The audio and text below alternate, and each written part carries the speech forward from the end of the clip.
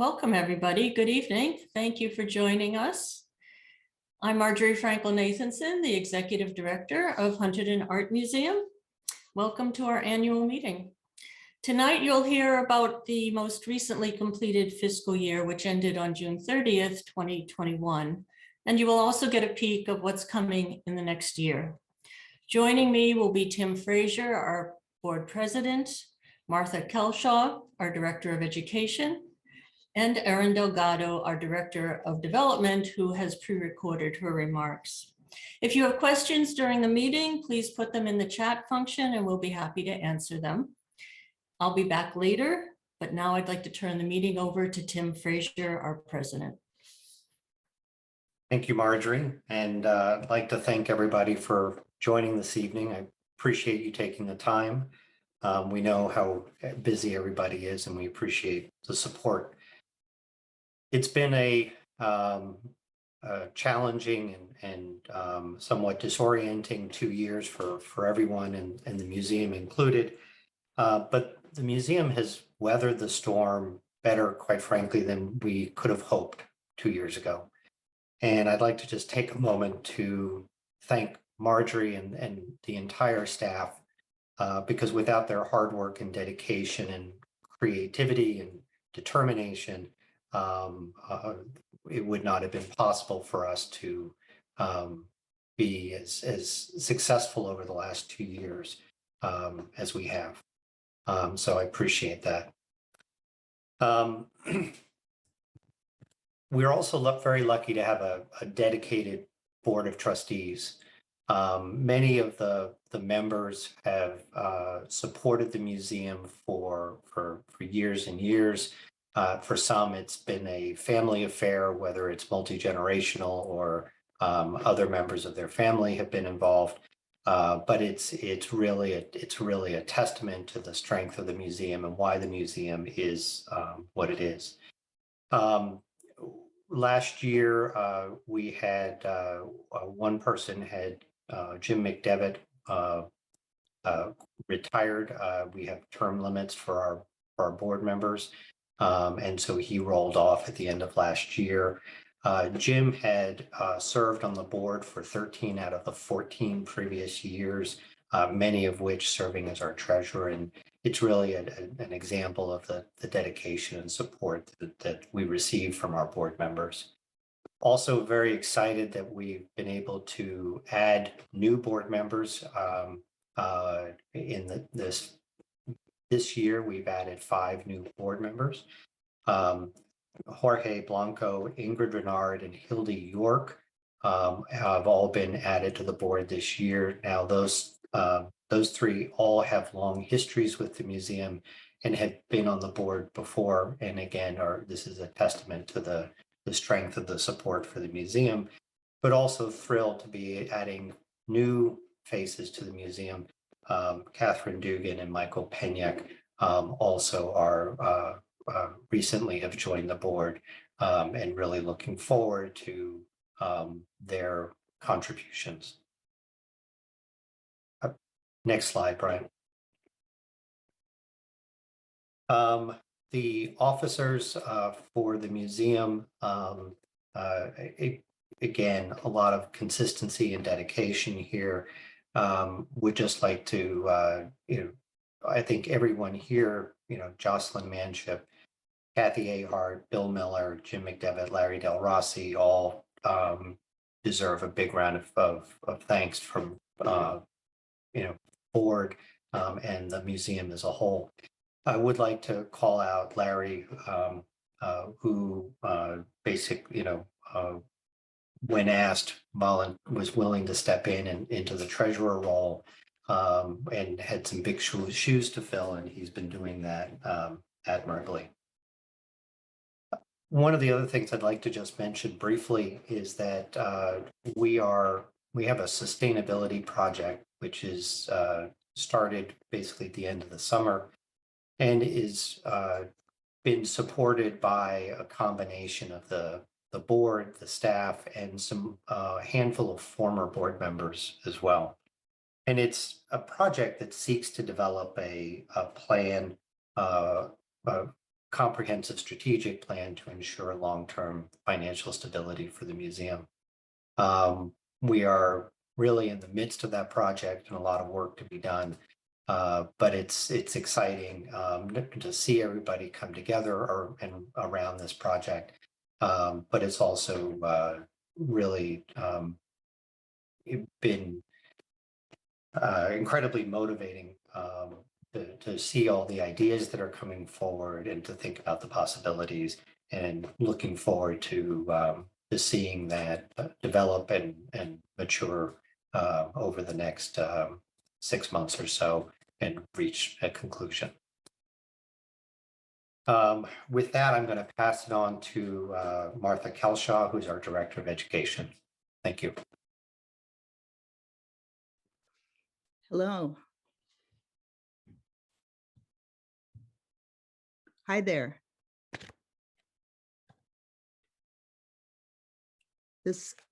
I'm Martha Kelshaw, as Tim said, and my colleague and my colleague Natalie Bober, Education Coordinator, we began working at the Hunterdon Art Museum in May and June of 2021 at the start of summer camp. And if you have any questions regarding camps or workshops or classes, please be sure to reach out to Natalie, our education coordinator, or myself by calling or emailing us, and we'd be more than happy to help you out. Next slide, please. The Hunterdon Art Museum's Education Department provides a unique profile by serving Hunterdon County and surrounding New Jersey, New York, Pennsylvania areas through education, inspiration, and engaging opportunities. Throughout the year, HAM's education staff produces classes and workshops for children, teens, adults, and educators. The education team also organizes and produces various additional programs, such as one of the highlights of the year for local, regional, elementary through high school age students, the Young Artist Showcase, also known as YAS. This program highlights 2 to 3 different schools every 2 weeks on a rotating basis from January through June. HAM offers classes, camps, and workshops for young children and families. In the studio, on the terrace, or in the galleries, many new friendships are built through creativity. Join HAM on the terrace for art demos, installations, hands-on projects, camps, workshops, live music throughout the summer, art parties, and much more. HAM's picturesque location on the south branch of the Raritan River provides constant inspiration through wildlife sightings and scenic surroundings. Upcoming winter workshops include pop-up Valentines for kids and families, polymer clay jewelry for teens, portfolio prep also for teens. For upcoming adult workshops, we have gouache painting, charcoal drawing, photo manipulation, paint party, wine and design, just to name a few. Be sure to check HAM's website mid-February for updates on spring session info and registration. Opportunities to become a HAM volunteer are offered throughout the year.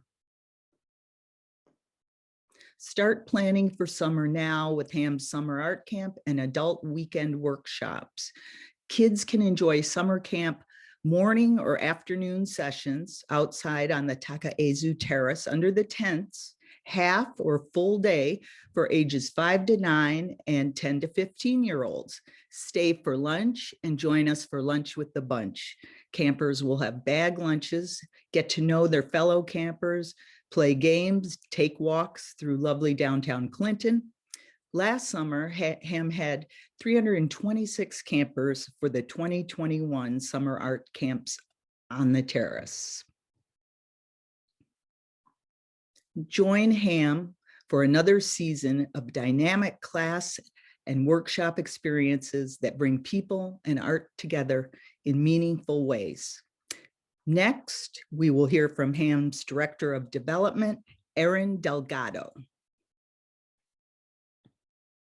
Greetings. My name is Erin Delgado, and I've been with the Ham family for 6 years. I'm excited to lead the development department as the Director of Development. Overall, fiscal year 21 was a healthy year for contributed income, as people and organizations came through to support Ham and our mission, especially as we adjusted to the challenges of COVID-19. This was accomplished by your support. Thank you. A special thanks to our donors. The December 2020 appeal was successful, raising about $35,000. Part of this number includes a challenge match grant by a major donor who donated $15,000 to the appeal. The major donor campaign raised $125,000. Thank you to our donors. A special thanks to the attendees of HAM's virtual events this past year.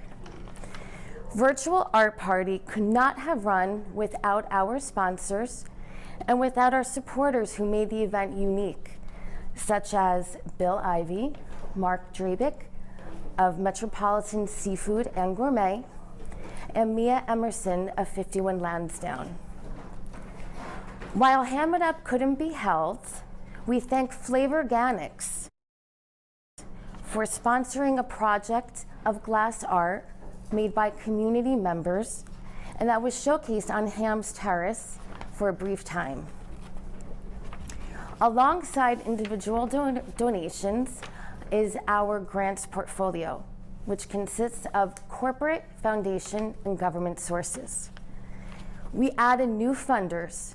These include the New Jersey Arts and Culture Recovery Fund, who gave us a grant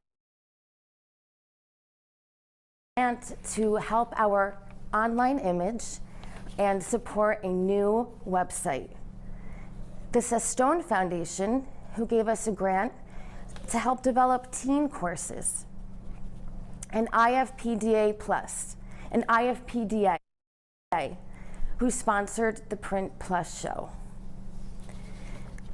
Our steadfast and major donors have shown exceptional support and leadership in supporting arts organizations. These include New Jersey State Council on the Arts, the Geraldine R. Dodge Foundation, and the Hunterdon County Cultural and Heritage Commission. My goals for the year ahead are to maintain a growing portfolio, to continue engaging with patrons, and to hopefully bring back in-person events. Finally, I can't say thank you enough. Greetings, my name is patrons, and to hopefully bring back in-person events. Finally, I can't say thank you enough, so thank you for supporting the Hunterdon Art Museum. Good evening again.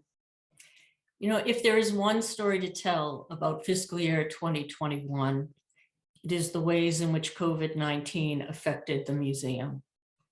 They say if you are handed lemons, make lemonade, and that is precisely what we tried to do. Our staff worked remotely. During 2020, we offered classes and summer camps online. And when the state announced that museums could reopen, we reopened our galleries. We prepared the building in ways that would keep staff and visitors safe, protocols that are all too familiar for all of us at this point in time. We hung plexi shields around the lobby desk, placed hand sanitizer throughout the building, changed our admission procedures to avoid contact, and reconfigured the entrance to the museum. Art Zone became a waiting room established to keep the flow of visitors at a safe pace. We mandated mask wearing throughout the building. With the assistance of a COVID critical needs grant from the New Jersey State Council on the Arts, we installed an air purification system. Reopening the galleries in August 2020, We welcomed visitors Thursdays through Sundays with a special hour on Thursdays for immunocompromised guests. The 3 shows that were in the galleries when we closed in March 2020 were reopened in August. On the first floor, Gloria Ortiz Hernandez and Lorraine Kisley Art and Design showcase the drawings of Hernandez, the ceramics of Kisley, and the furniture that they create together.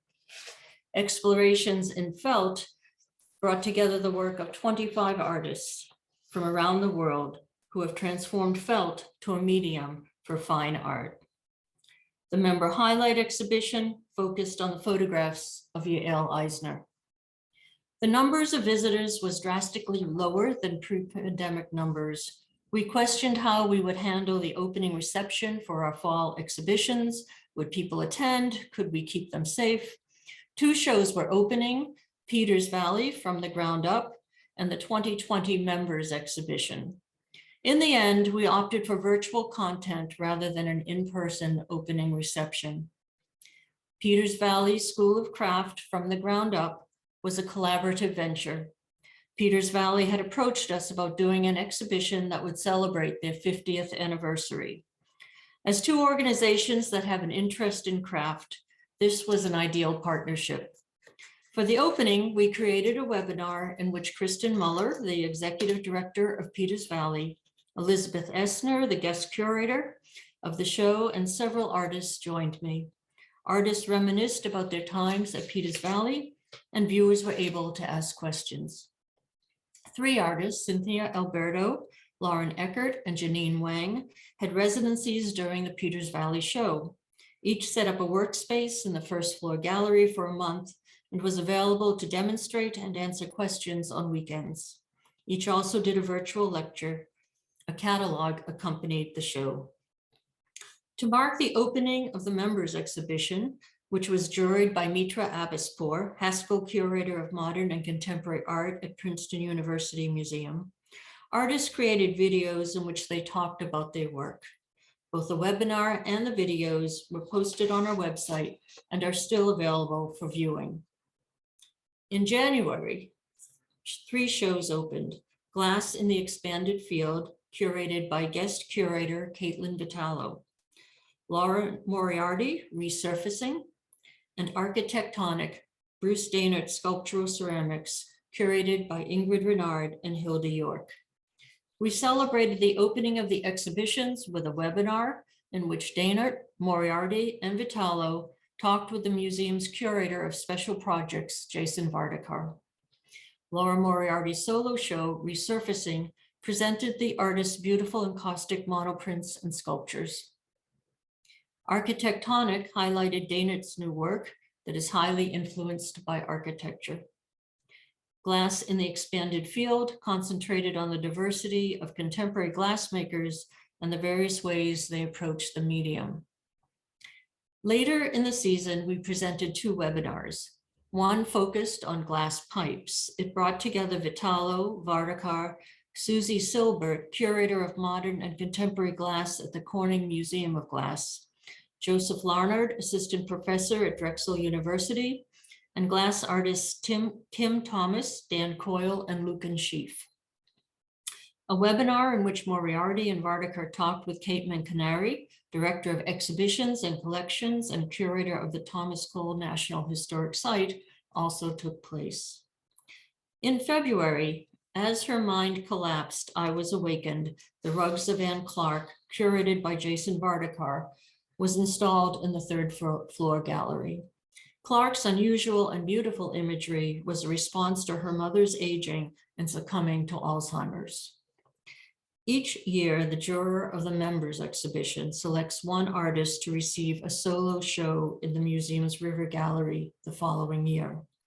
It was Pedro Barbeto, assistant professor of art and director of Lafayette College's Experimental Printmaking Institute, the juror of our 2019 member show, who chose Terry Fraser's work. In March, we opened Terry Fraser, member highlight, which featured her paintings that had evolved during the pandemic from landscapes to abstractions.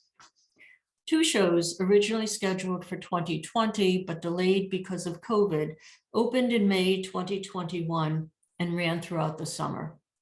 In the first floor gallery, Crossroads, book artists' impassioned responses to immigration, human rights, and our environment included the work of 11 artists whose reactions to current events were recorded in their work.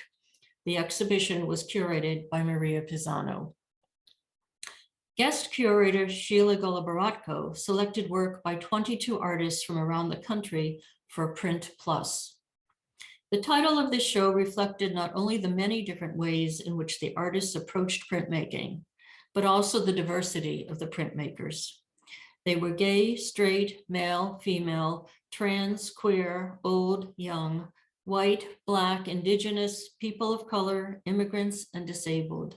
The diversity of the show was intentional, although as the curator stated, not one artist would want to be defined by such singular terms. Each with their own unique experiences and intersectionalities would much rather we focus on how they see the world and the risks they take to show it to us so honestly. Many thanks go to the artists, collectors, and galleries who lent work to our exhibitions. Because of COVID-19, we had transitioned our spring 2020 classes from on-site to online, and we continued that model for Summer Camp 2020, and then throughout the fall, winter, and spring. By spring of 2021, vaccinations were available for adults, and some students who had come through a year of remote learning were eager for an in-person experience. We responded by installing tents on the terrace and holding summer art camps outside. Thanks for a great program, and can't see a summer without your camps, were just two of the comments that parents wrote to us. The internet became the museum's lifeline during the pandemic. Virtual tours of our exhibitions were posted on our website. The Young Artist Showcase, a program that had operated for approximately 30 years, was transformed from an on-set series of exhibitions to which thousands of parents and children flocked every year, to a virtual experience. Community collaborations became fewer. Gatherings were canceled, postponed, or limited to small groups. And so we were particularly pleased to be able to partner with the Hunterdon Art Tour, also called that, a group that we had collaborated with since its inception. On May 1st and 2nd, we mounted a weekend show to promote the studio tour and give visitors an opportunity to see work by all of the artists opening their studios that weekend. During the year, we also worked closely with the Guild of Clinton, a longtime partner of the museum. Thanks to the generosity of Jocelyn Manship and Julie Weissman of Flavor Organics, our main sponsor of Ham It Up, and their desire to see that event continue even when on-site activities were not feasible, we were able to turn Ham It Up into a collaborative project. As you heard from Erin during the exhibition Glass in the Expanded Field, we provided glass fusing materials to 100 participants who created images about space and far-off environments. They returned their creations, we fused them, and hung them in a site-specific installation on the terrace. A new event, Artful Sundays, was a series of 5 mini craft fairs on the terrace. The first of these was on June 27th. Held under the tents, each fair gave 12 artists the opportunity to sell their work. We will be continuing it in the coming summer. The museum received 2 payroll protection plan loans. The first, in the amount of $83,800, was forgiven during FY21. The second, in the amount of $78,862, was received during FY21, and we will be requesting forgiveness of that loan in the next few weeks. With pledges from a major donor campaign and investment gains, the museum ended the fiscal year with a $200,000 surplus. We are grateful to our donors whose generous gifts are vital to HAM's ability to serve our community.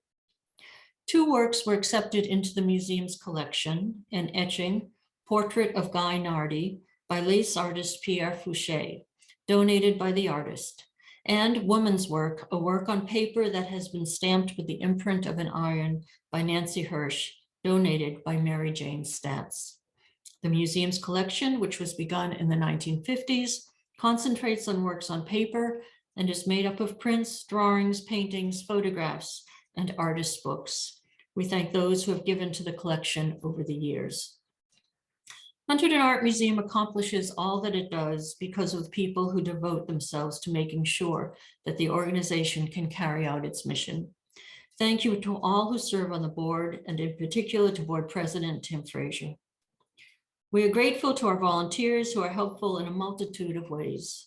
In particular, our gratitude goes to our mailing crew, our docents, our exhibitions committee, and our installation crew, so ably led by Terry Fraser.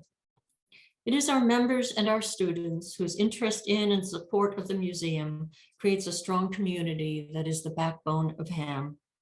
There are too many people to mention here, but we sincerely thank them for being a part of Hunterdon Art Museum. A very special thanks goes to our FY21 staff, those who are currently at HAM and those who moved on to other endeavors. Natalie Bober, Heather Brady, Michael Citarelli, Erin Delgado, Joan Gavornik, Neris Goris, Brian Carney, Martha Kelshaw, Ellen Ma, Mary Ellen O'Neill, Taylor Rogers, Stephanie Van Zanten, Jason Vardakar, and Nicole Walla. Without their dedication, HAM could not carry out its mission. The board and staff are looking toward the future and exploring ways to make Hunterdon Art Museum stronger in the next decades. Important discussions are taking place, and we will continue throughout 2022.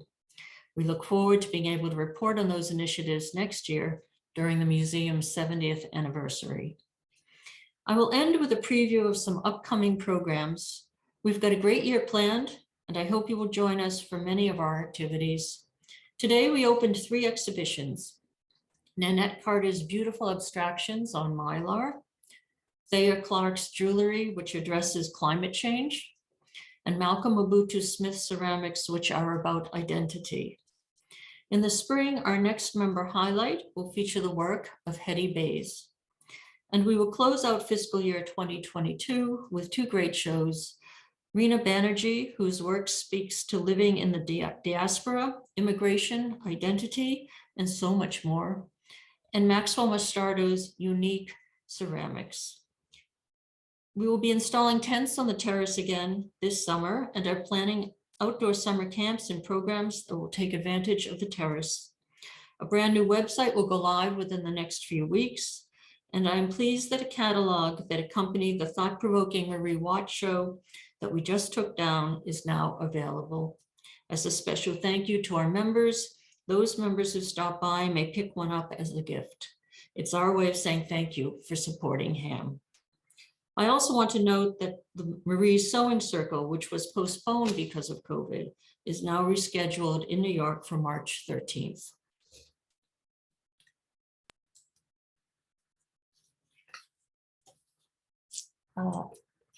I don't see any questions in the chat. So with that, I'll just say that I hope I see you all soon.